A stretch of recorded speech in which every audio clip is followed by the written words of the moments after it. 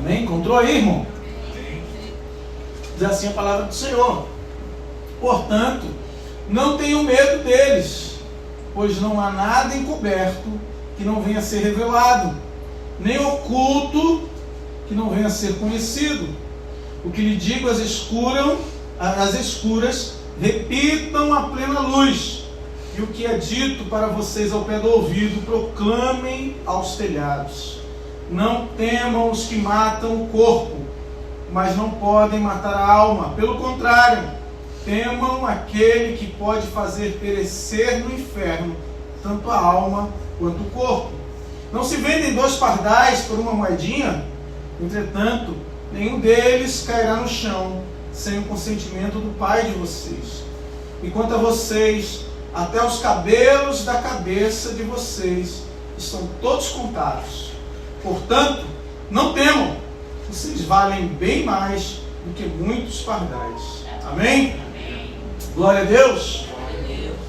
A pergunta, inicial, instigadora, que foi colocada como tema dessa mensagem, a pergunta que eu faço para você nessa noite é: quem está no controle da sua vida? E talvez a resposta que você me dê, como você é crente, como você entregou a sua vida a Jesus, você diz: quem é pastor? Que negócio é? Quem está no controle da minha vida é Jesus. É óbvio que é Deus que está no controle da minha vida. Mas tem pessoas, um pouco mais sinceras, que elas vão dizer: olha, quem está no controle da minha vida sou eu. Mas na minha vida sou eu faço o que eu quero. Mas será, irmãos, que nós estamos no controle da nossa vida? Ou ainda, que Deus está no controle da nossa vida? Quem pode estar no controle da sua própria vida? Ou quem pode ter Deus no controle da sua vida? Será, queridos, que nós realmente entregamos a nossa vida e Jesus hoje controla? Será que somos nós mesmos que a controlamos? Ou será que há algum outro controle? Alguma outra influência? Alguma outra ação, influência, tentando nos fazer pensar que somos nós ou Deus que está no controle dela? Será, irmãos? Sabemos, queridos, que nós somos seres emocionais. E que existem pessoas que são controladas pelas emoções. Existem pessoas que tomam atitudes baseadas em suas emoções. Se ela acordou triste, as atitudes dela, ou o ânimo dela, vai influenciar nas suas ações, nas suas atitudes. Por ela estar triste naquele dia, ela pode recusar um convite. Por ela ter acordado mal naquele dia, ela pode não participar de uma festa, ela pode não ir no culto, ela pode deixar de ir para o curso, para a faculdade, ela pode tomar uma série de atitudes por causa das suas emoções. Não é assim, irmão? Hoje estou tão cansado, trabalhei tanto, eu mereço comer esse sonho maravilhoso. Aí passa na padaria, aí você come porque você merece, E às vezes, queridos, nós tomamos atitudes que sabemos ser erradas, porque as nossas emoções estão no controle. As nossas emoções tomaram conta da nossa vida. E sabemos que não podemos tomar no reino de Deus ações baseadas exclusivamente nas nossas emoções. Porque as nossas emoções são enganosas, irmãos. As nossas emoções nos levam a tomar atitudes muitas vezes contrárias à vontade de Deus, contrárias à vontade do Senhor para a nossa vida. Lembramos, por exemplo, do apóstolo Pedro, Pedrão, sempre ele. Ninguém podia pisar no calo dele. E quando foram levar Jesus, quando chegaram os soldados para levar Jesus, Pedrão, o que ele fez? Pegou a espada.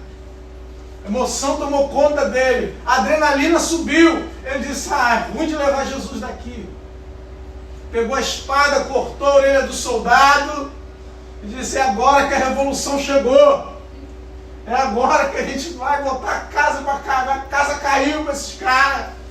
E agora eu vou mostrar todas as minhas habilidades. Irmãos, Pedro estava desagradando a Deus por causa das suas emoções. E às vezes nós desagradamos a Deus porque nos entregamos à ira. Desagradamos a Deus porque nos entregamos à raiva. Desagradamos a Deus porque deixamos uma raiz de amargura implantar no nosso coração. Porque tomamos atitudes baseadas em emoções. Emoções por pessoas.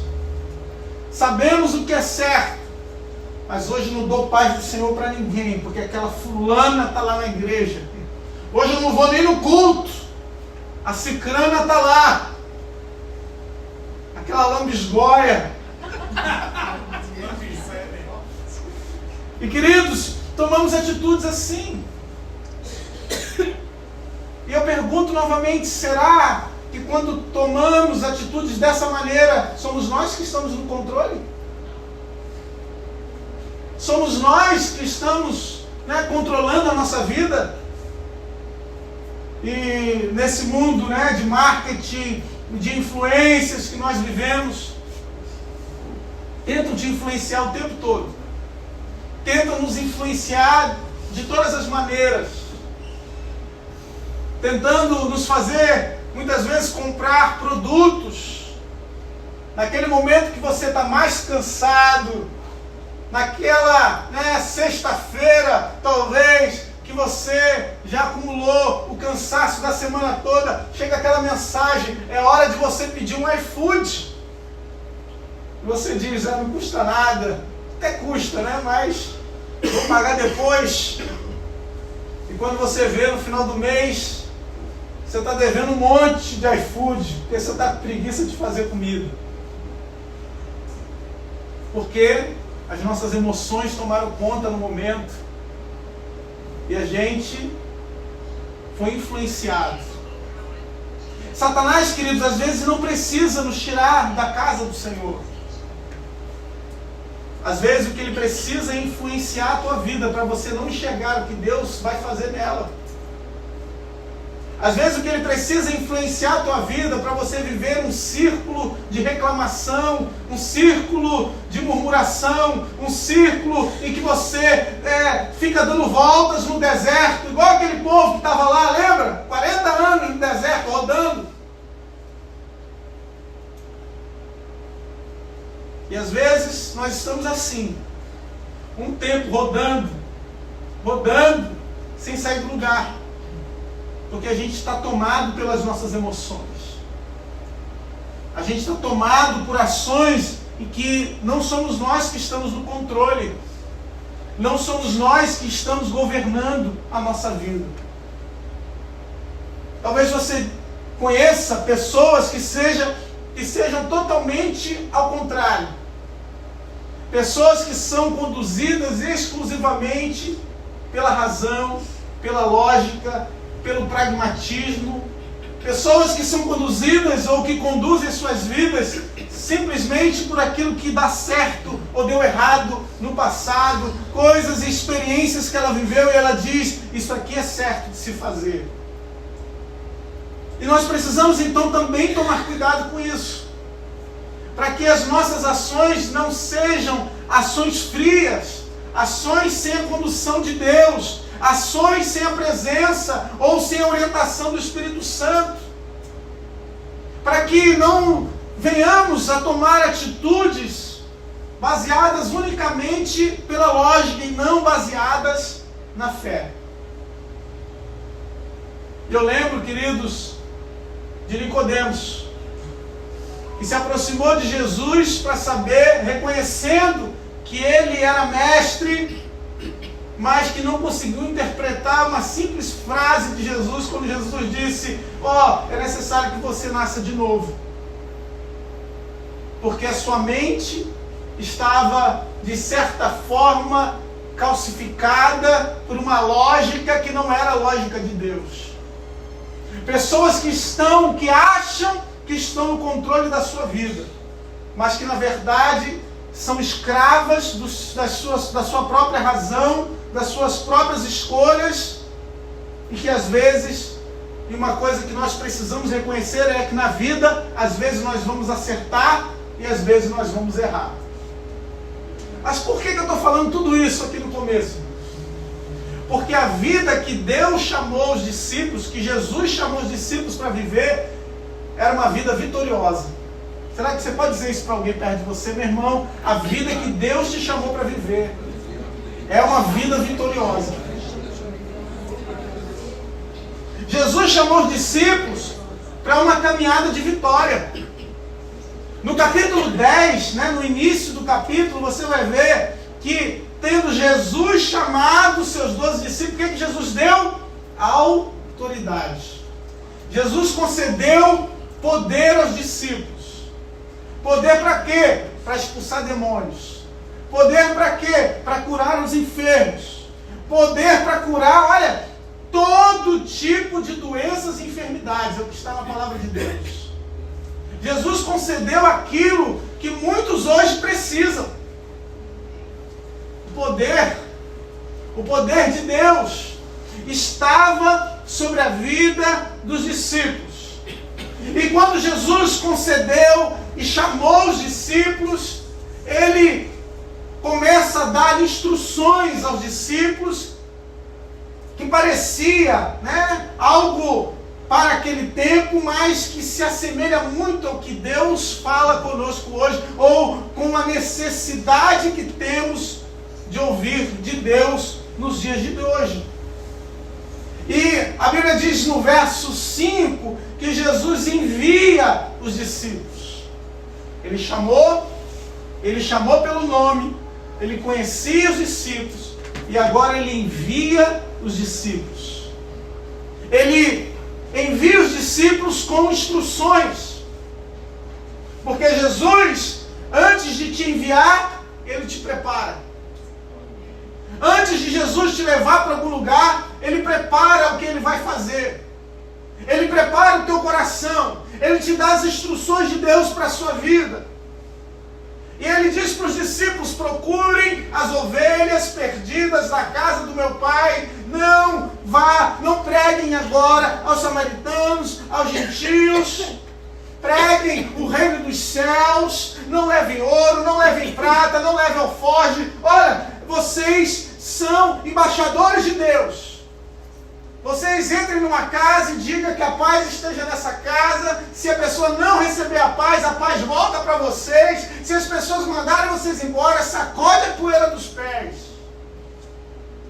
O Senhor dá instruções aos discípulos. E no verso 16, ele adverte: eu vos envio como ovelhas no meio de lobos. Cuidado, porque tem homens que vão levar vocês aos tribunais. Cuidado, preste atenção. Fiquem alertas, porque muitos vão odiar vocês, muitos vão tentar matar vocês. Quando isso acontecer, fujam. Será que você pode dizer isso? Que às vezes, eu sei que essa palavra é uma palavra difícil da gente entender. Que às vezes a gente precisa fugir.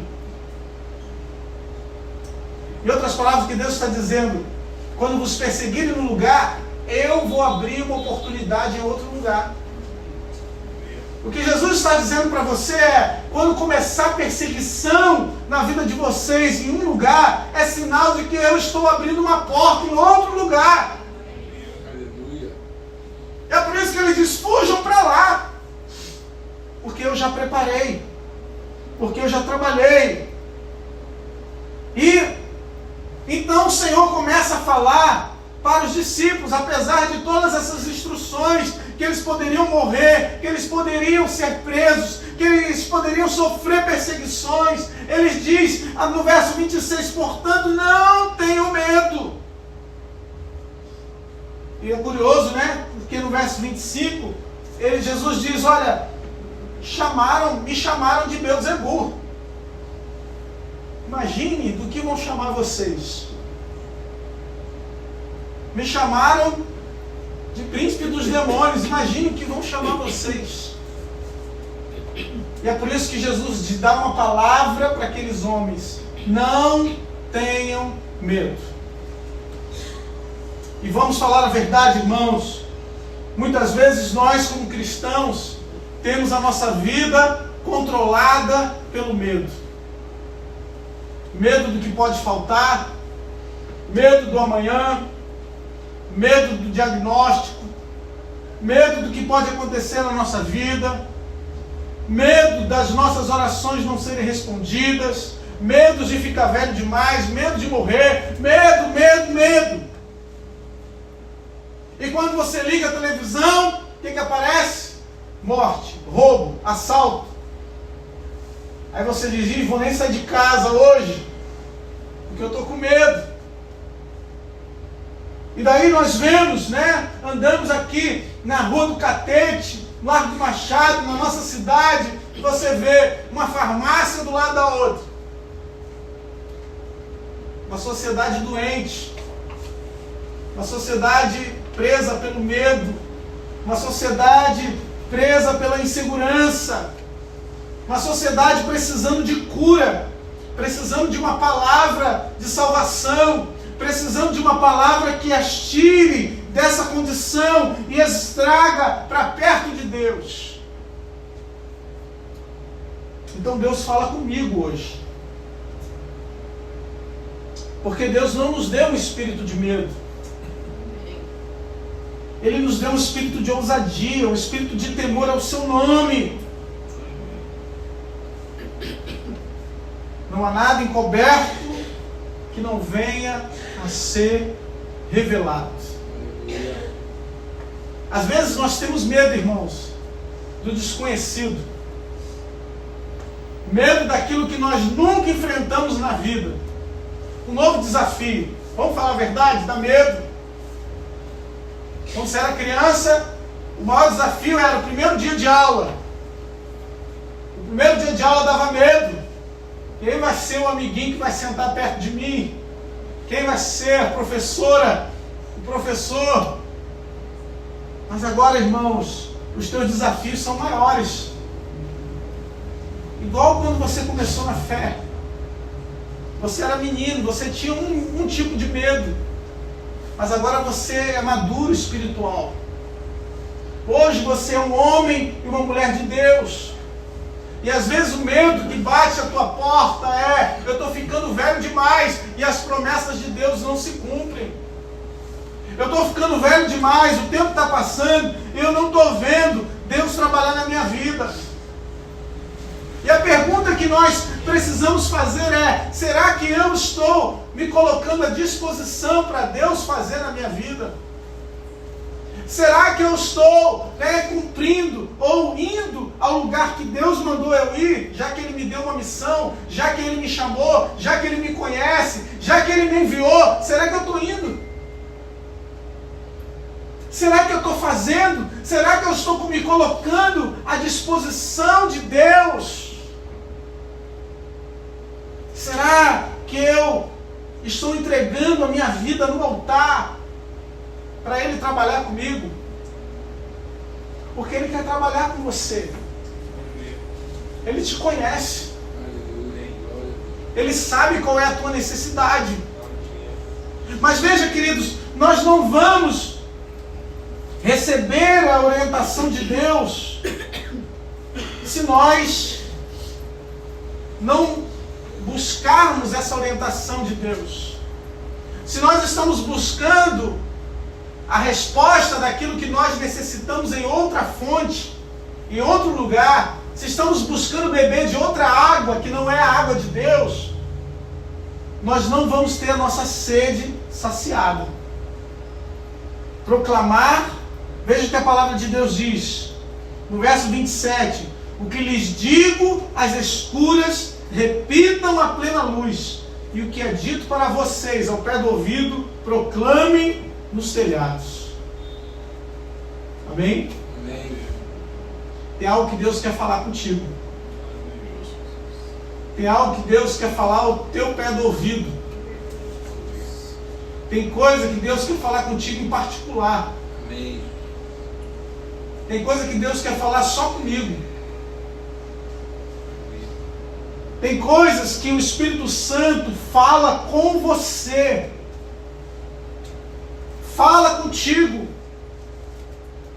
E aí, às vezes é nos momentos mais difíceis da sua vida que Deus está falando.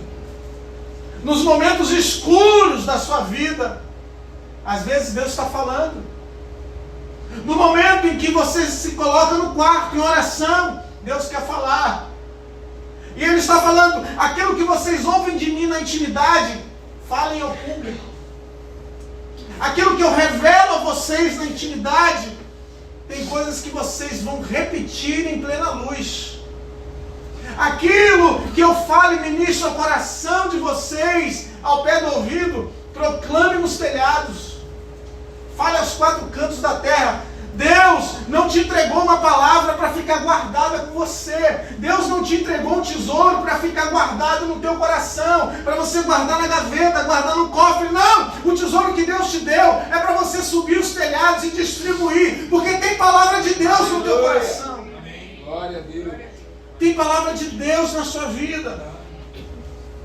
O problema, irmãos, é que quando recebemos uma palavra de Deus e que vamos proclamar o que ouvimos da parte de Deus, sabe o que vai gerar? Conflito. Conflito com quem, pastor? Conflito com o mundo. Conflito com o pecado. Conflito com aqueles que não querem ouvir. Conflito com aqueles que ignoram a palavra. Isso leva a um conflito. E é por isso que o Senhor diz, não tenham medo. Não temam, porque a palavra que eu concedi a vocês é uma palavra que muitas vezes vai contra o sistema desse mundo. Vai contra o sistema em que nós estamos inseridos.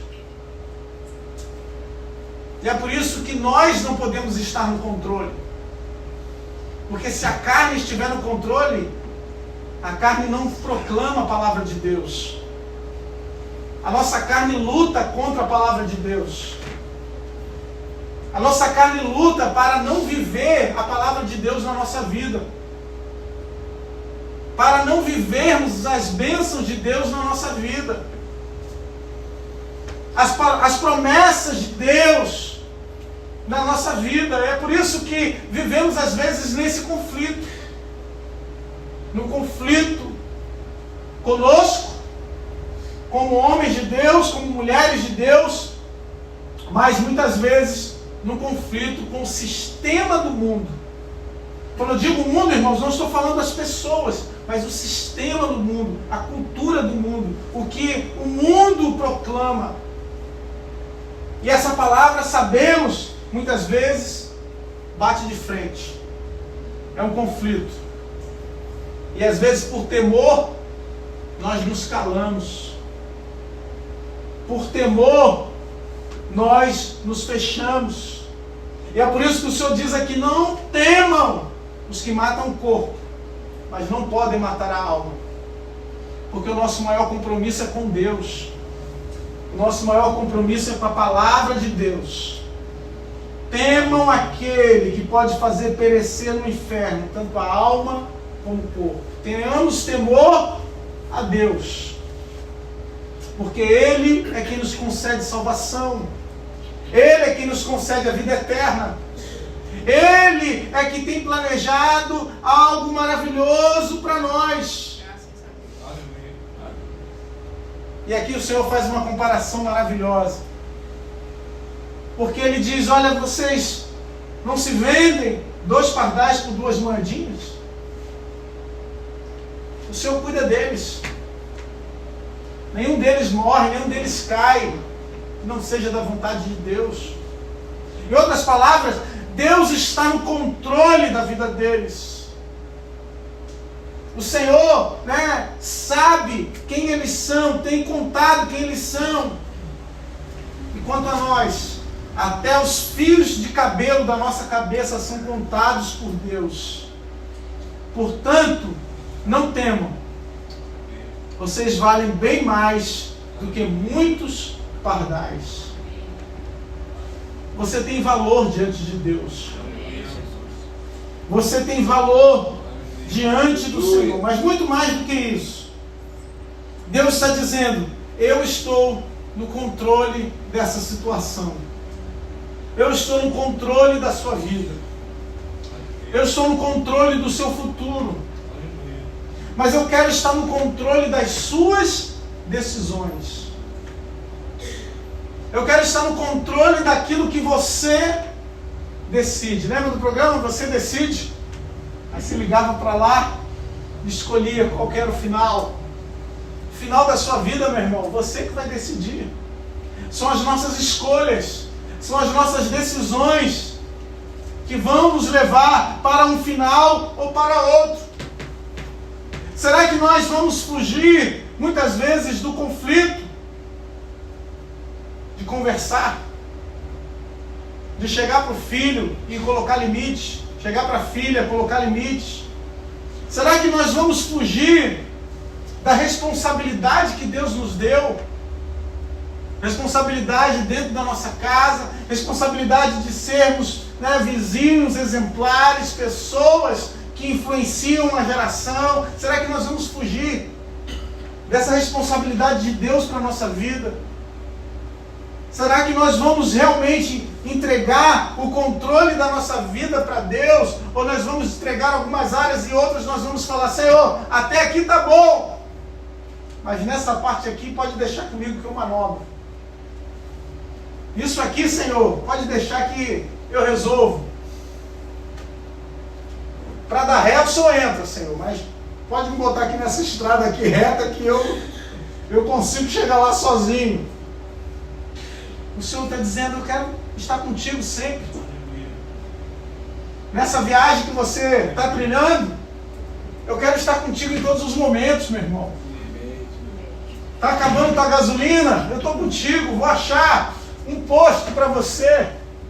Eu vou achar um lugar para você recarregar suas baterias. Está cansado do ministério? Está cansado de ouvir a palavra de Deus? Está cansado de ir para o culto? Deus está contigo, Ele vai te dar um lugar para você se alimentar, Ele vai abençoar a tua vida, Ele vai te encher com a sua presença, Ele vai renovar a sua fé, Ele vai renovar a sua esperança. Amém. Glória a Deus. É por isso que o controle não pode estar com a gente. Porque se a gente assumir o controle, imagine, quando o homem pensou que tinha um controle de alguma coisa, tudo estava descontrolado. Quando o homem pensou que poderia até fugir de Deus, que Deus, quando passou no Éden e procurou o homem, e que ele estava acostumado já a falar com ele, ele disse, e procurou, e cadê? E não estava mais lá. Porque ouvi a tua voz, Senhor, e eu estava nu e me escondi. O Senhor disse, mas quem foi que falou para você que você estava nu? Sabe, quando a gente ouve e se alimenta em outro lugar, a gente se afasta de Deus. Quando a gente pega um alimento que não é o alimento de Deus, nesse caso, era o alimento do próprio inferno, irmãos. Era o próprio Satanás falando. Eles se afastaram de Deus e comeram aquilo que não era para comer. Comeram aquilo que Deus disse, não toque, não coma. E é engraçado que a palavra da mulher para a serpente foi Deus disse para não tocar. Mas a ordem de Deus era não coma. Talvez você crie até uma barreira maior e diga, Deus falou para não comer, eu vou nem tocar. Mas aí essa barreira é furada. E aquilo te afasta de Deus de uma maneira que você se envergonha, de uma maneira que você se entristece. E é por isso que precisamos assumir o controle da nossa vida. Como homens, como mulheres, Precisamos assumir o controle das nossas ações. Controle de quem nós queremos ser e quem nós vamos ser. Diante daquilo que o Senhor nos dirigir, diante daquilo que o Senhor nos conduzir. O Senhor quer te conduzir para a vitória, amém? Quem crê nisso? Quem crê que o Senhor tem bênçãos para você? É por isso que nós precisamos calar as outras vozes. Calar principalmente, irmãos, as sugestões. Porque as ofertas de você entregar o controle começam com sugestões. Não é assim na nossa vida? Chega alguém para trabalhar na sua casa e essa pessoa cozinha muito bem. Essa pessoa arruma a casa muito bem. Essa pessoa limpa tudo, faz tudo melhor do que você faz. Daqui a pouco, essa pessoa está cozinhando, você não precisa se preocupar com isso. Porque já tem uma pessoa para fazer isso. Você paga aquela pessoa para fazer isso. Daqui a pouco essa pessoa está limpando a sua casa e você diz, não preciso me preocupar mais. Posso fazer outras coisas, posso viver mais confortavelmente, porque essa pessoa está cuidando da minha vida. Eu pago a ela para fazer isso.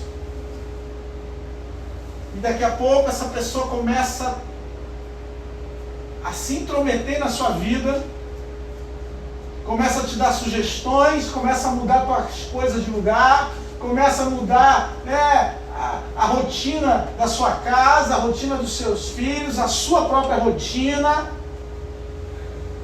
Daqui a pouco, quando você vê, a tua vida está sendo controlada por alguém que você está pagando, está dentro da sua casa.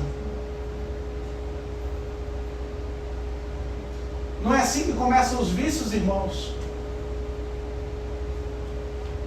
Toma só um traguinho. Não tem nada a ver, rapaz, deixa de ser careta, toma aqui uma cervejinha aqui com a gente. Senta aqui, rapaz, deixa de ser antissocial. Vem cá, meu amigo, vem cá, te abraça. Que isso, logo você, não acredito que você é careta desse jeito, vem pra cá, senta aqui com a gente, toma só uma aqui com a gente que vai dar tudo certo, vai dar bom na tua vida. E daí daqui a pouco a gente está num caminho, daqui a pouco você está em casa e você sente aquela necessidade, toma uma. Quando você percebe, irmão, você está viciado, está embriagado. Quando você vê, está escravo do cigarro. Quando você percebe, está escravo de algum vício. Tudo começa na nossa vida aos poucos. E quando a gente percebe, perdemos o controle. Está lá na internet, de boa. Daqui a pouco aparece aquela propaganda. E hoje, aquilo que você fala durante o dia, que você precisa, a propaganda chega daqui a pouco para você no seu celular. Você diz, eu estou precisando de uma calça nova. Quando você olha o seu celular, está cheio de oferta de calça para você. E daqui a pouco você compra. Aí você diz, eu consigo pagar. Daqui a pouco compra um tênis, em 10 meses você diz, eu consigo pagar. Quando não, você compra mais outra coisa, em 20 vezes você diz, eu consigo pagar. E quando percebe, você está cheio de parcelas, que você consegue pagar sozinha, mas quando junta tudo, você não consegue pagar mais. E quando vamos perceber a nossa vida financeira, não somos nós que controlamos. A nossa vida financeira está sendo controlada pelas nossas emoções. É por isso que o Senhor quer ser aquele que está no controle da sua vida, da minha vida. Porque aí a nossa preocupação é o reino dos céus. Porque aí a nossa preocupação é em ganhar almas. Porque a nossa preocupação passa a ser em agradar a Deus. Servir a Deus. E o que é servir a Deus? Servir a Deus é, quando eu estudo, eu sirvo a Deus. Quando eu trato bem os meus amigos, a minha esposa, os meus irmãos, a minha mãe, o meu pai, os meus filhos, eu sirvo a Deus. Quando eu trabalho com diligência, com responsabilidade, eu sirvo a Deus. Quando eu sou honesto, eu sirvo a Deus. Quando eu não pego aquilo que eu poderia pegar porque ninguém está vendo, eu sirvo a Deus. Eu sirvo a Deus nessas situações. É por isso que nós somos servos, irmãos. Porque é Ele que está no controle da nossa vida. E eu quero te convidar nessa noite para ser servo. Para ser serva. Porque servo não escolhe o que vai fazer. Servo tem que ouvir a orientação do seu Senhor. Servo tem que escutar a voz de Deus. Mas se não conseguimos ouvir o que Deus está falando ao pé do nosso ouvido, se não temos tempo para ir para o lugar onde Deus fala conosco, o que a gente vai proclamar no telhado? Se não temos conseguido ter um tempo para ouvir a direção de Deus para nós, o que a gente vai proclamar? E é isso que Jesus está dizendo para eles. Olha, o que eu falo em particular com vocês, vocês vão falar aos telhados, vocês vão proclamar. Oh, Deus quer falar em particular contigo, meu irmão. Deus quer falar em particular comigo, a orientação que Ele tem para a minha vida, a orientação que Ele tem para a sua vida. Você não vai ouvir de um grande pregador, você não vai ouvir, talvez, das mensagens, são mensagens de Deus, são palavras de Deus, que outras pessoas buscaram em Deus para receber. O povo trocou, quando Moisés subiu no monte. Eu estou encerrando, pode vir para cá, Paulo. Pastor Pablo.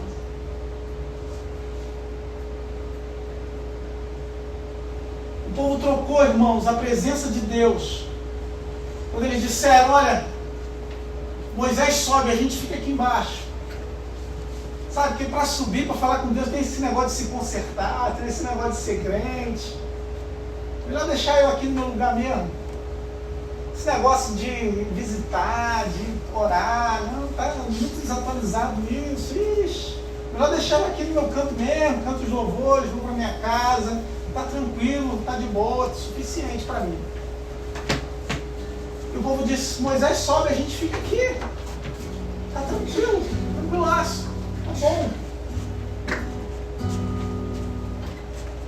Deus queria ser o Deus do povo, irmãos. Deus queria ser o Deus da igreja, o Senhor da igreja. É por isso que o erro está em nós, quando a gente coloca a nossa expectativa no homem. Coloca a nossa expectativa naquele pastor. Aquele pastor, meu herói, eu amo muito. A fulana, mulher de Deus, para mim, abençoada. Sempre tem uma palavra aí, no dia que a irmã não tem uma palavra. Porque Deus sempre tem para você. Olha, fulano é um exemplo para mim. Aí no dia que aquele irmão cai, que é exemplo para você, cai na tua vida. Um exemplo de reputação, um exemplo. Aí no dia que fulano cai, caiu você também. Porque você está olhando para a vida do outro. Quem está no controle, irmãos? Por isso que o Senhor deve estar no controle do nosso coração. Entregamos as nossas emoções para Ele.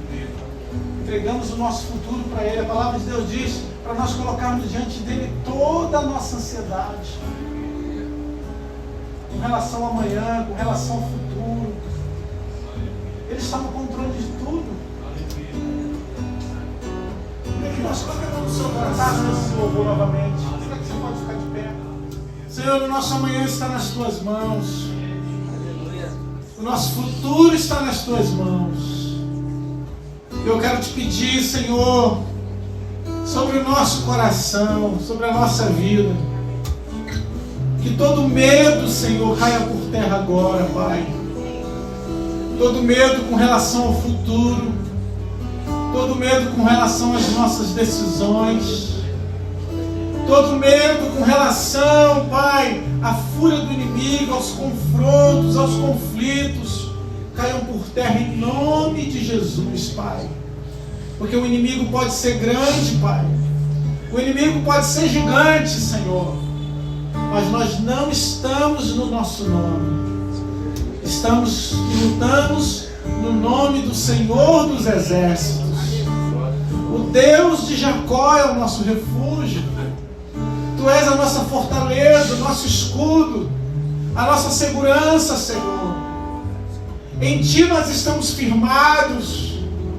Por isso, Deus, eu te peço que o meu irmão consiga cada vez mais edificar a sua casa sobre a rocha, colocando um tijolo sobre o outro, Pai, dia após dia, clamando, orando, buscando, se consertando. Não somos perfeitos, Senhor. Quantas vezes nós falhamos, quantas vezes nós erramos, mas o Senhor nos dá uma oportunidade, a oportunidade de nos colocar de pé novamente, a oportunidade de nos arrepender, a oportunidade de reconstruir, de fazer tudo novo. Oh Senhor, em nome de Jesus, começa a mostrar aqui nessa noite o que cada um de nós pode fazer, meu Pai, porque o Senhor vai fazer novo, o Senhor vai fazer de novo, meu Pai, outra vez. Em nome de Jesus, em nome de Jesus, derrama uma unção, Pai, de prosperidade, de bênçãos, sem medidas, Senhor, sobre a vida do meu irmão. Que principalmente, Pai, tenhamos um tempo contigo, um tempo de oração, um tempo de clamor, um tempo de ouvirmos a Tua voz, Pai, para entregarmos aquilo que está, ou que nós estamos no controle. Entrega, meu irmão. Entrega aquilo que você está no controle. Você acha que está no controle da sua vida, que está no controle do seu futuro. Entrega a área da sua vida que você diz: eu não quero entregar para Deus. É difícil entregar para Deus. Oh Senhor, toma conta, Pai. Toma conta, Senhor, da nossa vida profissional. Toma conta, Senhor, Deus, em nome de Jesus, do futuro, da saúde. Por mais que confiemos e saibamos que os homens são capazes, a última palavra e a última resposta vem do Senhor. Se o Senhor abençoar a casa, meu Pai, Senhor, podemos edificar com tranquilidade. Se o Senhor guardar, Senhor, Pai querido, nós podemos vigiar, Senhor, tendo a certeza, Pai, de que estaremos acordados. Não deixe o meu irmão dormir, não deixe o meu irmão, Pai, perder o entendimento de que ele só está aqui porque foi Deus que colocou. Ele só tem porque foi Deus que deu.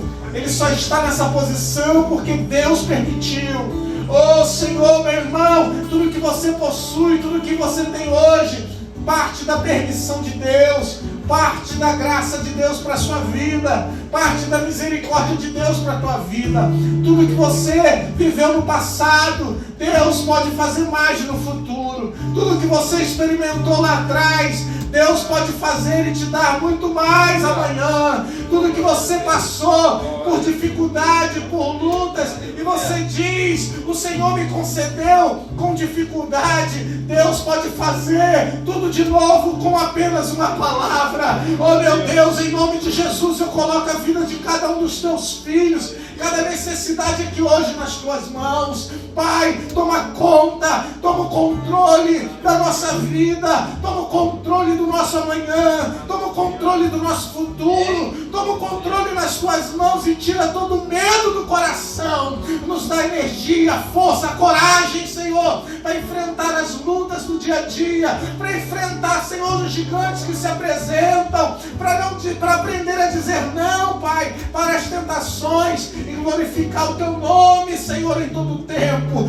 Será que você pode levantar as suas mãos, adorar ao Senhor, bendizer o Seu nome, glorificá-lo porque Ele é santo, adorá-lo na beleza da Sua santidade, porque Ele é majestoso, Ele é grandioso, não há outro como o Senhor na sua vida. Aleluia, Jesus.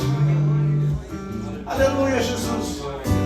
Como será o amanhã? Todo mundo quer saber, todo mundo corre atrás desse problema pra não sofrer. Será que todos se esquecerão que o amanhã não cabe a nós, se ele já está nas mãos de Deus? Só me resta descansar, pois Ele ainda no controle está. O meu amanhã não pertence a mim, eu sei. Nas mãos de Deus, e Ele vai fazer o melhor, como Ele sempre faz, sempre me abençoou. Mesmo quando me infiel eu fui, seu amor nunca falhou. O amanhã não cabe a nós. Amém, Jesus. Obrigado, Senhor, por essa noite. Leva-nos em paz, Senhor, para as nossas casas. Nós temos uma semana abençoada na Tua presença. Que o amor de Deus, que a graça de Jesus, que as doces consolações do Santo Espírito de Deus estejam sobre a tua vida hoje e permaneça para sempre. Vai em paz. Que Deus te abençoe rica e abundantemente. Amém. Não saia sem dar um abraço para o seu irmão e abençoar a tua vida.